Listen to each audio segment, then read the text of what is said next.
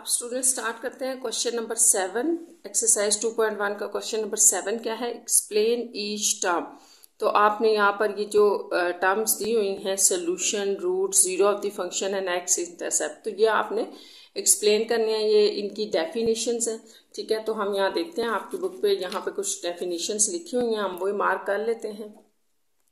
ये book page number 29 है आपके पास। ठीक है, देखें यहाँ आपके पास सोल्यूशन की डेफिनेशन लिखी है। The value of the variable for which an equation become a true sentence. एक वेरिएबल्स की ऐसी वैल्यूज जिन पर आपकी जो इक्वेशन लिखी हुई है बिकम अ ट्रू सेंटेंस, एक ट्रू सेंटेंस बन जाए, उसको सोल्यूशन कहते हैं या रूट्स कहते हैं। ठीक है, तो रूट्स और सोल्यूशन की एक ही डेफिनेशन होगी। तो इसको आपने यहाँ से लेकर रूट ऑफ द इक्वेशन कहलाएगा। ठीक है, यहाँ तक लिख लें। तो ये आपके पास डेफिनेशन हो जाएगी रूट और सोल्यूशन की। तो इसका मतलब ये है, ये मैं आपको समझा देती हूँ कि इस लाइन का मतलब क्या है। इस लाइन का मतलब ये है कि जब भी आपके पास क्वाड्रेटिक इक्वेशन होगी और आपने कुछ एक्स, देखें वैल्यू ऑफ वेरिएबल्स है ना, जैसे आपने अपने वेरिएबल की लेट्स सपोज कुछ वैल्यूज निकाली हैं 1, 2 या जो भी वैल्यूज आ रही होंगी आपके पास, जब आप उसको सॉल्व करते हैं तो आपके पास कोई वैल्यूज आती है ना, तो जो भी वैल्यूज आ रही होंगी उन पॉइंट्स को, उन रूट्स को, अगर आप उन जो वेरिएबल की वैल्यूज आपने दो फाइंड आउट किया, उनको अगर आप क्वाड्रेटिक इक्वेशन, जो भी क्वाड्रेटिक इक्वेशन थी आपकी जिसको आपने सॉल्व करके ये निकाले हुए थे, तो उसके अंदर अगर आप पुट कर देते हैं दोबारा एक्स की जगह, तो वो जीरो हो जानी चाहिए। ठीक है, क्योंकि राइट साइड पे जीरो है ना, तो लेफ्ट साइड पे भी आंसर जीरो होना चाहिए। तो इसका मतलब है कि जब भी आप वैल्यूज ऑफ वेरिएबल डालेंगे अपनी इक्वेशन के अंदर और वो ट्रू हो जाए, ट्रू का मतलब है राइट साइड पे जीरो है तो इधर भी जीरो आ जाए। ठीक है, तो इसका मतलब है कि वो जो आपने वैल्यूज वेरिएबल की निकाली है वो रूट है या सोल्यूशन है उस इक्वेशन की। अच्छा, नेक्स्ट आपके पास जो डेफिनेशन थी वो जीरो ऑफ द फंक्शन भी पूछा गया है कि जीरो ऑफ द फंक्शन क्या है। तो इसी पेज पे यहाँ पे डेफिनेशन दी हुई है कि notice that the function across the X axis. अच्छा, जीरो ऑफ द फंक्शन जो है ना वो आपको ग्राफ से पता चलेगा, ग्राफ से इसकी डेफिनेशन मिलेगी। यहाँ पर जैसे ग्राफ बना हुआ है, यहाँ कहा जा रहा है कि देखें जो तो फंक्शन है वो क्रॉस कर रहा है एक्स एक्सिस को ट्वाइस, दो जगह पे क्रॉस कर रहा है, ये जैसे कि ग्राफ में दिया हुआ है दो जगह पे करेगा। ठीक है, and the function has degree 2, क्योंकि क्वाड्रेटिक इक्वेशन की डिग्री तो होती 2 है, तो फिर 2 उसने बताया कि जगह पे क्रॉस कर रहा है। These intercept points are called the zero of the function. तो इसको हम जीरो ऑफ द फंक्शंस कहते हैं। अब बात यह है कि ये इंटरसेप्ट पॉइंट्स क्यों कहलाते हैं? तो इंटरसेप्ट पॉइंट्स इसलिए कहलाते हैं कि जब आप जीरो ऑफ द फंक्शन कहोगे ना, इसकी डेफिनेशन लिखते हुए, तो साथ में आप यहाँ लिख सकते हो where y is equal to zero. तो इंटरसेप्ट हम इसलिए कहते हैं कि जैसे ये x इंटरसेप्ट होंगे और y जीरो होगा। जब आप पूरी किसी लाइन के ऊपर बात करते हो, x एक्सिस के ऊपर बात करोगे तो ये x इंटरसेप्ट है, अगर y एक्सिस के ऊपर बात करोगे तो वो y इंटरसेप्ट है।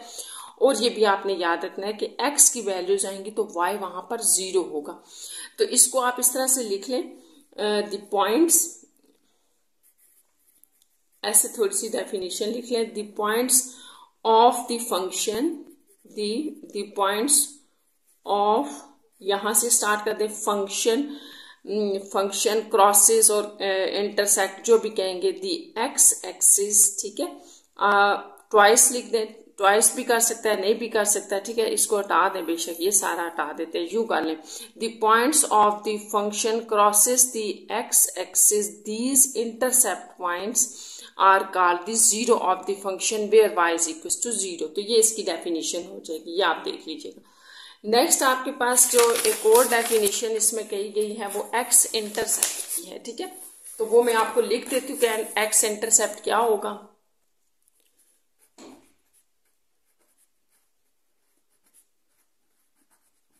अच्छा, एक्स इंटरसेप्ट की बात कर लेते हैं। तो पहले मैं डेफिनेशन लिख देती हूँ, फिर मैं आपको समझा देती हूँ। The point on a graph where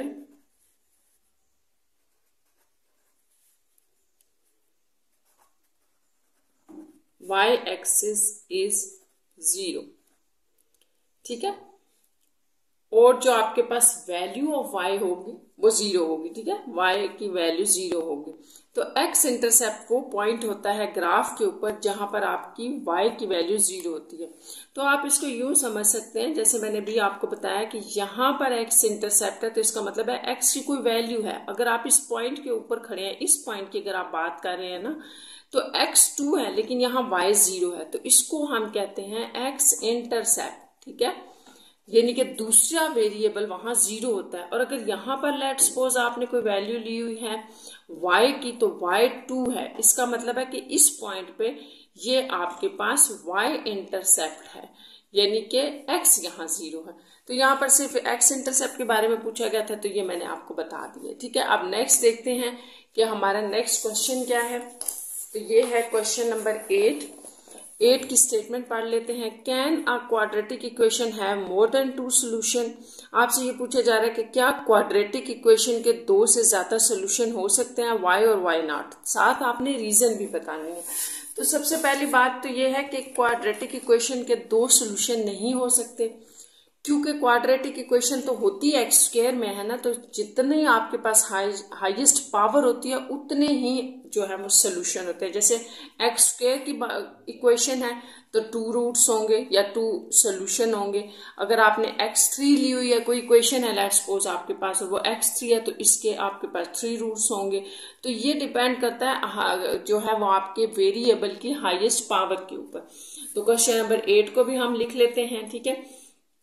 quadratic equation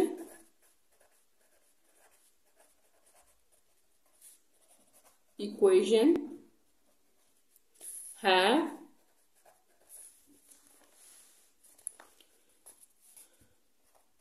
only 2 solution, ठीक है, 2 सोल्यूशंस होंगे उसके, बिकॉज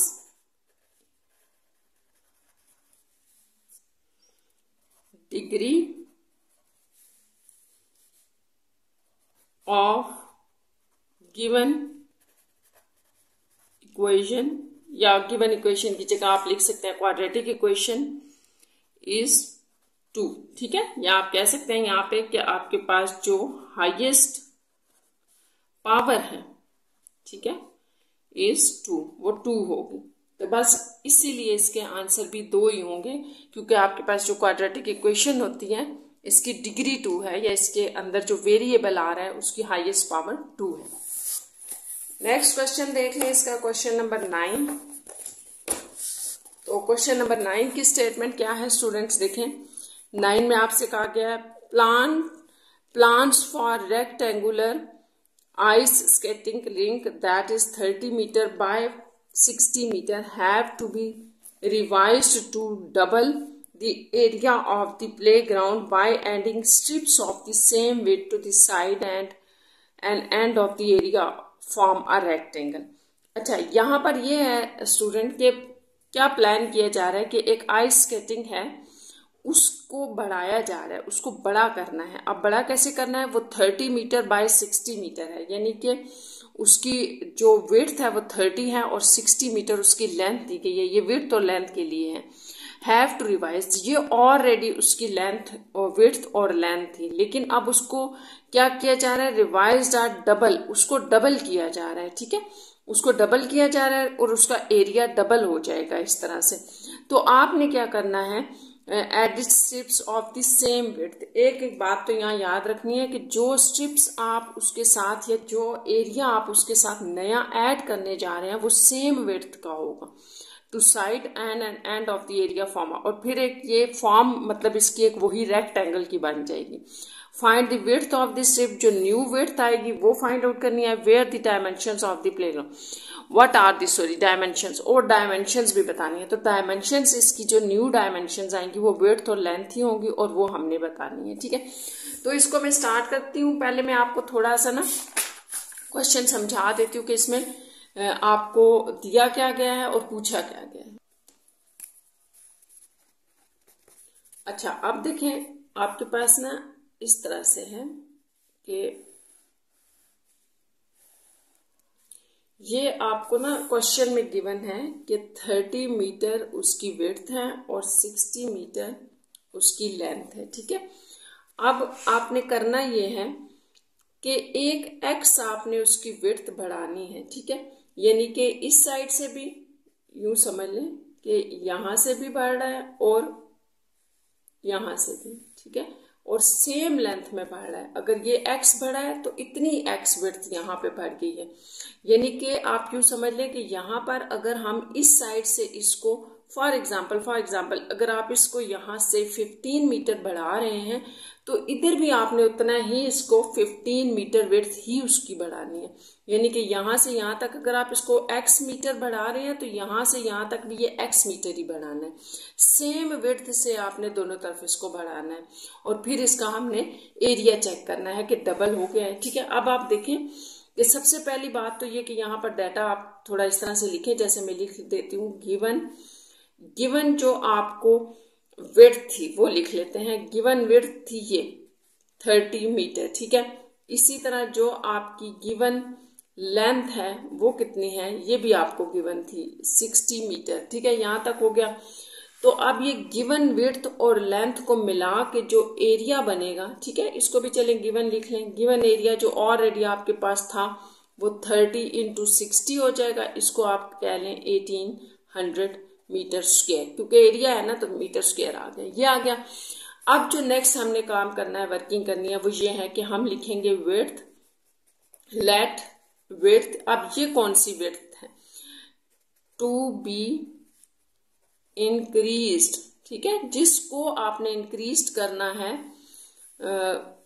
ठीक है, दोनों तरफ से करना है, दोनों तरफ से। ठीक है, यहां लिख देती हूँ ऑन बोथ साइड्स से जो आपने इंक्रीज करना है एरिया, वो विड्थ आपने क्या ली, लेट कर लेते हैं कि उसको हमने x ले लिया। जैसे मैंने आपको यहां से बताया था कि अगर आप इस तरफ से बढ़ा रहे हैं तो x मीटर और इतनी x मीटर इधर से बढ़ानी है। तो ये देखें हमने ये क्यों लिया है ना, सेम क्यों लिया है, क्योंकि आपके क्वेश्चन में लिखा था adding strips of the same width की स्ट्रिप्स जो है वो आपने दोनों तरफ ऐड करनी थी, इसलिए हमने इनको इस तरह से लिया।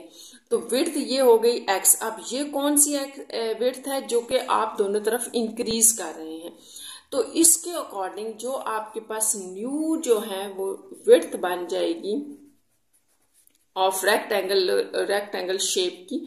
वो क्या होगी, वो आपके पास विड्थ ऑलरेडी जो गिवन थी 30 थी ना, तो इस 30 में आप क्या कर रहे हैं, x ऐड कर रहे हैं, तो 30 प्लस x हो जाएगी। ठीक है, देखो यहाँ पे आप फिगर में देखें, ये ऑलरेडी 30 थी। ठीक है, ये आपके पास 30 थी, इसमें आपने ऐड कर दिया, x ऐड कर दिया, तो ये 30 प्लस x हो जाएगी। अच्छा, जो न्यू लेंथ है वो क्या होगी, लेंथ भी चेंज होगी, 60 प्लस x होगी। यानी कि ये ऑलरेडी विड्थ थी और ये ऑलरेडी लेंथ थी, हमने इसको क्या किया, बढ़ा दिया x तक, तो ये दोनों सेम आ गए। तो अब जो आपके पास न्यू एरिया बनेगा वो क्या होगा, इसको भी लिख लें, न्यू एरिया। तो न्यू एरिया तो इन दोनों को मल्टीप्लाई करने से आएगा, ऐसे करके। तो यहां तक अगर आपको समझ आ गया तो बड़ा आसान है। देखें, सबसे पहले तो हमने इन दो जो गिवन थे इनके ऊपर एरिया फाइंड आउट किया। अब हमने क्या किया कि इनकी x लेंथ और विड्थ बढ़ाकर फिर एरिया निकाला। तो आपको जो गिवन कंडीशन है वो क्या है, गिवन कंडीशन आपने याद रखनी है कि जो न्यू एरिया है ना, न्यू एरिया वो आपके पास डबल हो जाएगा 1800 का। तो 1800 का डबल आपने करना है। मैं न्यू एरिया लिखने से पहले थोड़ा सा आपको स्टेटमेंट दिखा देती हूँ। देखिए यहाँ लिखा था कि बी रिवाइज्ड, जब आपको पास 30 मीटर और 60 मीटर रिवाइज्ड हो रहे हैं, इसमें कोई एक्स लेंथ ऐड हो रही है, तो आपके पास रिवाइज्ड होने के बाद to be the double of the area. तो एरिया आपके पास क्या हो जाएगा, देखिए यहाँ लिखा है कि जो आपका एरिया है रिवाइज्ड होने के बाद वो डबल हो जाएगा। तो इस तरह जो आपका न्यू एरिया है वो आपके पास डबल हो जाएगा प्रीवियस एरिया के। ठीक है, ये आपने बस स्टेटमेंट याद रखनी है। ये प्रीवियस एरिया जो है वो हम यहाँ पे पहले बता चुके हैं, ये ऑलरेडी जो एग्जिस्ट कर रहा था ये एरिया था हमारे पास। ठीक है, लेकिन जो न्यू एरिया आएगा वो क्या होगा, डबल हो जाएगा इस एरिया के, और बाकी ये आप इसी तरह से लिख दें। तो बस अब आपके लिए बड़ा आसान है कि आपने इसको सॉल्व करना है, इसमें से हमने x निकालना है। इसको करने से पहले मैं आपको थोड़ी सी एक बात बता दूं कि हमने बेसिकली निकालना क्या है। तो हमसे ये क्वेश्चन के एंड पे कहा गया था कि व्हाट आर द डायमेंशंस। एक तो आपने ये बतानी है, ये जो न्यू विड्थ और लेंथ आपके पास बनेंगी ना, यही जो है वो उसकी डायमेंशंस हैं। एक तो आपने ये याद रखना, तो इनको हम यहाँ लिख देते हैं कि ये आपके पास जो है वो डायमेंशंस हैं, ठीक है। ये आपने फाइंड आउट करनी है, न्यू विड्थ और न्यू लेंथ। ये डायमेंशंस न्यू बन रही हैं, ये आपने फाइंड आउट करनी है। तो ये कैसे फाइंड आउट होगी ये देख लें। जैसे ही मेरे पास x आएगा ना, इसमें ऐड कर देंगे तो ये आ जाएंगी। एक और बात जो उसने आपसे पूछी है क्वेश्चन में, find the width of the strip. तो विड्थ ऑफ द स्ट्रिप तो ये थी, ये जो आप विड्थ ले रहे हैं ये किसकी विड्थ थी, ये तो स्ट्रिप की विड्थ थी, ठीक है। तो ये भी फाइंड आउट करनी है। तो x ही हम फाइंड आउट करने जा रहे हैं। अब हमारे पास ये इक्वेशन बन गई है, इसमें से जैसे ही हमारे पास x आएगा तो वो basically width of the strip होगी। तो इसको हम सॉल्व करते हैं। देखें ये 3600 बन जाएगा। यहाँ आप देखें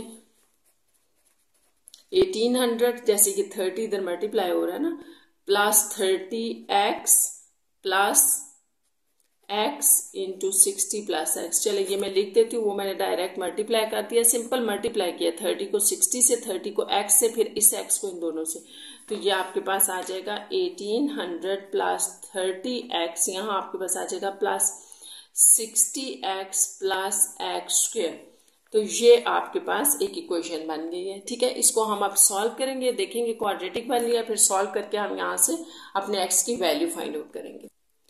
अच्छा, ये आपके पास इक्वेशन बनी थी, इसको आप आगे स्टार्ट करते हैं।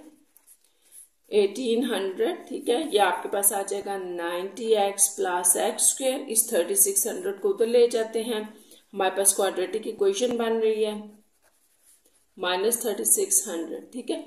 अब आप देखें यहाँ पे क्या आ रहा है कि इसको थोड़ा तरतीब से लिख देते हैं। तो ये स्क्वायर वाली वैल्यू पहले, फिर x वाली वैल्यू आ जाएगी, और 1800 प्लस का है, जबकि माइनस 3600 है, माइनस का आते तो माइनस 1800 रह जाएगा। ये आ गए।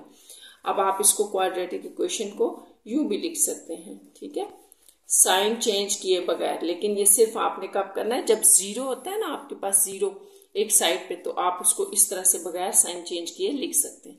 ये आ गया। अब ये आपके पास एक क्वाड्रेटिक इक्वेशन बन गई है। आप इसको मिड टर्म ब्रेक से कर लें, फैक्टराइजेशन जिसको कहते हैं, कंप्लीटिंग स्क्वायर से कर लें, या क्वाड्रेटिक फार्मूला लगा लें, आपकी मर्जी है। यहाँ हम क्वाड्रेटिक फार्मूला यूज कर रहे हैं इसलिए कि वो आसान होता है करना, ठीक है। आपने भी कोशिश करनी है उसको ही कर लिया करें। तो क्वाड्रेटिक फार्मूला पहले हम लिख लेते हैं, plus minus B square minus 4ac divided by 2a। तो सबसे पहले क्वाड्रेटिक फार्मूला सॉल्व करने का क्या तरीका होता है कि आप अपने इक्वेशन में से a b लिख लें। ये a देखें 1 था, b आपके पास 90 है, c आपके पास 1800 है। तो अब हमने क्या करना है, इसको फार्मूले में डाल देते हैं। x is equal to minus B है, माइनस 90 प्लस माइनस 90 का square minus 4, a is 1 and c is 18। ये माइनस 1800 है, तो यहाँ माइनस भी आएगा। तो आपने इनका ख्याल रखना है साइंस का, ठीक है। 2 और a की वैल्यू 1। अब हमारे पास देखिए क्या आ रहा है, 90 प्लस माइनस 90 का स्क्वायर। तो 90 का स्क्वायर आपके पास ये होता है, ठीक है, और plus minus minus plus 1800 into 4 जो है वो ये आ जाएगा। ये आपने सारी वैल्यूज कैलकुलेटर पे कर लेनी है, ये बड़ी आसान सी हैं, हो जाएंगी इजीली। सिंपल मल्टीप्लिकेशन एडिशन है।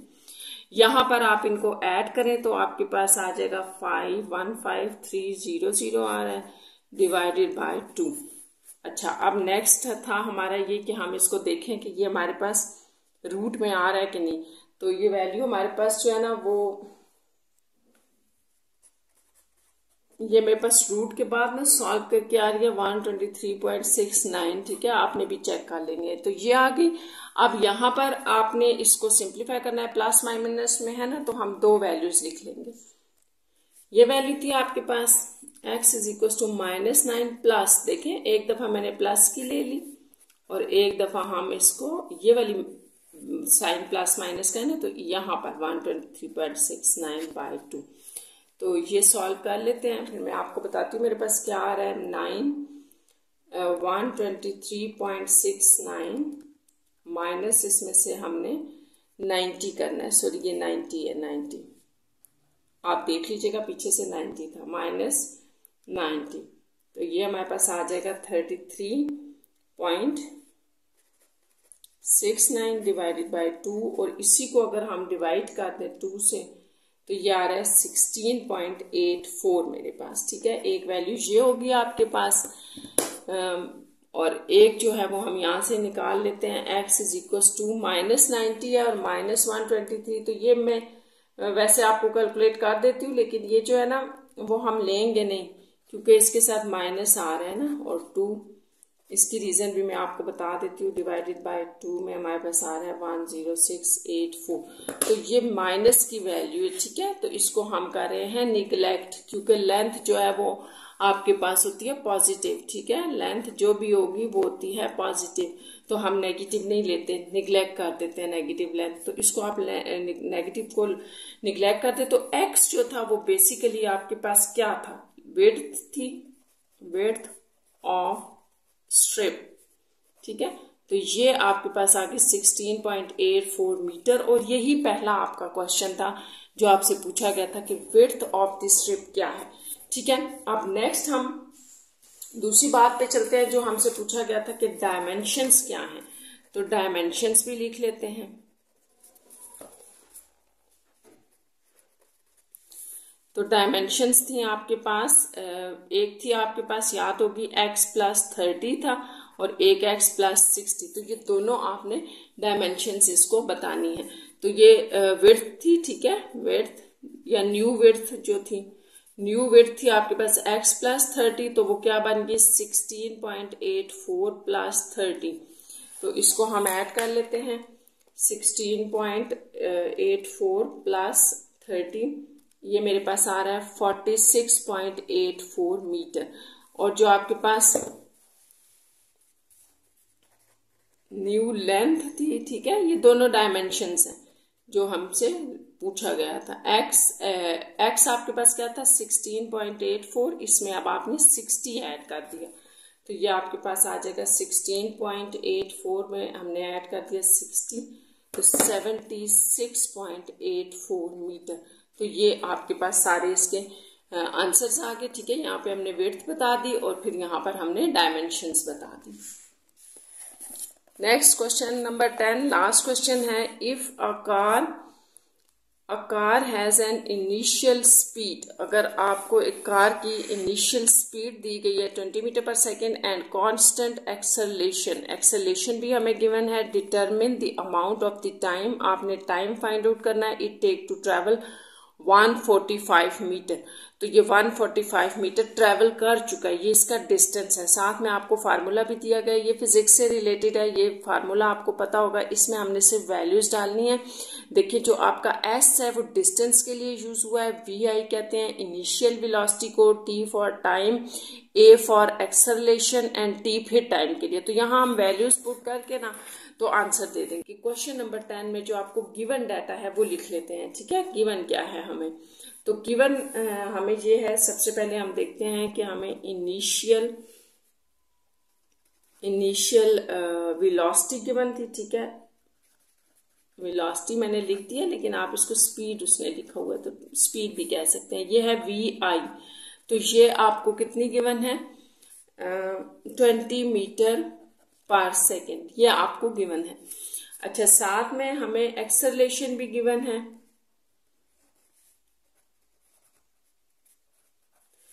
तो एक्सेलरेशन क्या है, एक्सेलरेशन है आपके पास ए और इसकी वैल्यू है 2 मीटर पर सेकेंड स्क्वायर। टाइम को स्मॉल टी से रिप्रेजेंट किया गया, ये फाइंड आउट करना है। डिस्टेंस जो है आपका उसको एस से रिप्रेजेंट किया गया है और वो 145 मीटर आपको गिवन है। ठीक, अब हम अपना फार्मूला लिख लेते हैं, जो भी आपको फार्मूला गिवन है वो क्या है, S is equals to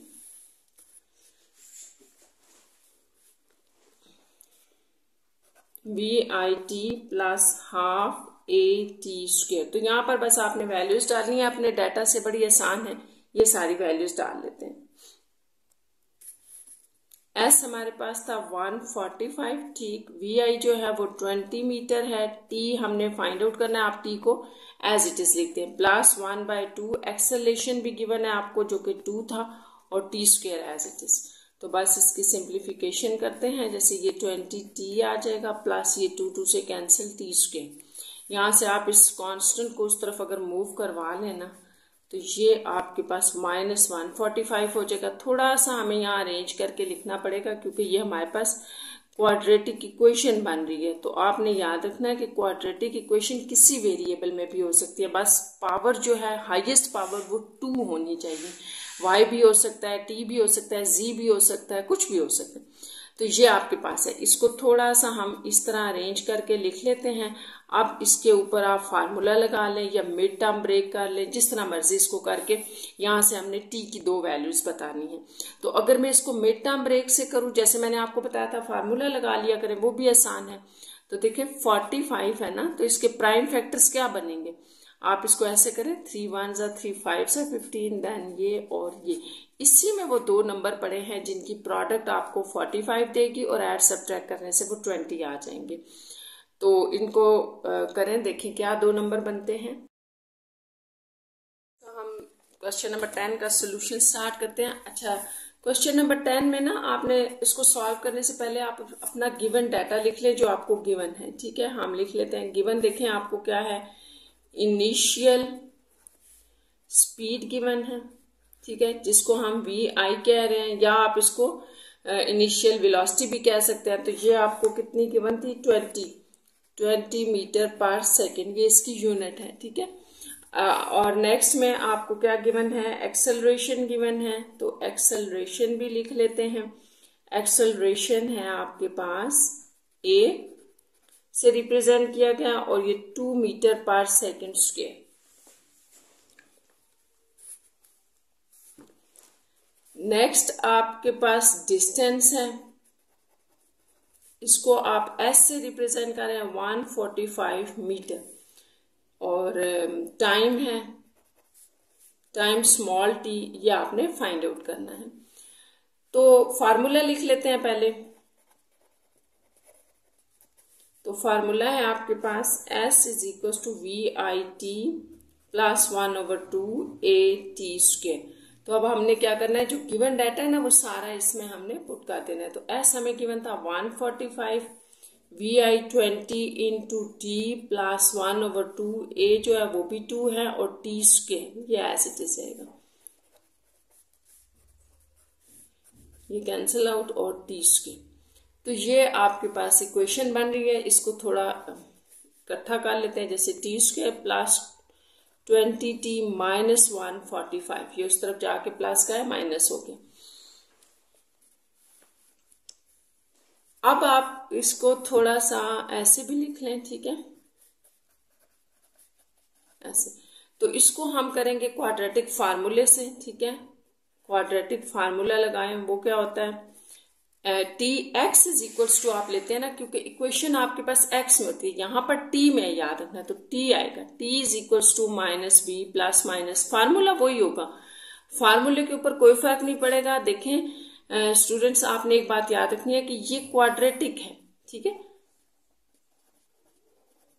quadratic in T में है, यानी कि हाईएस्ट पावर 2 होनी चाहिए। वेरिएबल से फर्क नहीं पड़ता कि वेरिएबल क्या है, आपके पास टी भी होगा, कभी एक्स भी होगा, कभी वाई होगा, कभी जी होगा, तो इससे फर्क नहीं पड़ता कि वेरिएबल क्या है। जो वेरिएबल होगा आप यहां वो लिख देंगे, लेकिन हाईएस्ट पावर 2 होनी चाहिए, क्योंकि क्वाड्रेटिक इक्वेशन के लिए हमारे पास जो डिग्री है वो 2 ही होती है। बस इस फार्मूले में डालना है, और इसमें डालने के लिए आप सबसे पहले यहाँ से वैल्यूज लिख लें। जैसे ए तो हमारे पास यहाँ 1 है, B 20 है, C हमारे पास -145 है। तो यहाँ डाल के इसको सॉल्व कर लेते हैं। तो -b था, 20 हो गया, +-20 का square -4 × A is 1 and C is minus है, ठीक है, 145/2 × 1। तो ये आपने फार्मूला लिख लिया। अब हम इसको सॉल्व करते हैं सारे को। ये मैंने आपके लिए दोबारा लिख दिया है, तो चले इसको देखते हैं कि इसकी सिंप्लीफिकेशन क्या होगी। अच्छा, तो 20 का जो आपके पास स्क्वायर होता है वो तो आपके पास 400 है, होता है ना, ठीक है। 400 ये माइनस माइनस प्लस, तो इसको कर लेते हैं 145 इंटू 4, तो ये होगा 580 डिवाइडेड बाय 2 1 ज़ा 2। नेक्स्ट आप देखें यहाँ पर आपके पास आ जाएगा -20 प्लस माइनस, ये दोनों नंबर जो है वो ऐड कर लें, तो ये हमारे पास आ जाएगा 980 डिवाइडेड बाय 2। तो 980 का भी हम रूट चेक कर लेते हैं कि ये क्या आ रहा है, ठीक है। स्क्वायर रूट इसका चेक करें और यहाँ लिखते हैं -20 प्लस माइनस, इसका मैंने ना स्क्वायर रूट निकाल लिया, ये आप भी देख लीजिएगा 31.30 आ रहा है मेरे पास डिवाइडेड बाय 2। ये t था, यहाँ से आप अपने t को दो वैल्यूज दे दें, t -20 प्लस 31.30 डिवाइडेड बाय 2, और दूसरी वैल्यू देखें यहाँ से हम इसके ऊपर वैल्यूज अप्लाई करें -20 और एक दफा आपने प्लस लिया तो -31.30 ओवर 2। तो ये वैल्यू जो है वो हम सॉल्व कर लेते हैं, माइनस कर दें 20 को इस वैल्यू में से, तो ये आ रहा है 11.30 डिवाइडेड बाय 2।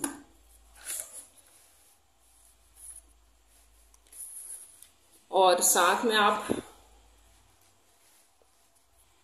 इसको डिवाइड भी कर दें, 11.30 डिवाइडेड बाय 2, तो ये आ रहा है 5.65, ये टाइम हो गया इन सेकेंड्स।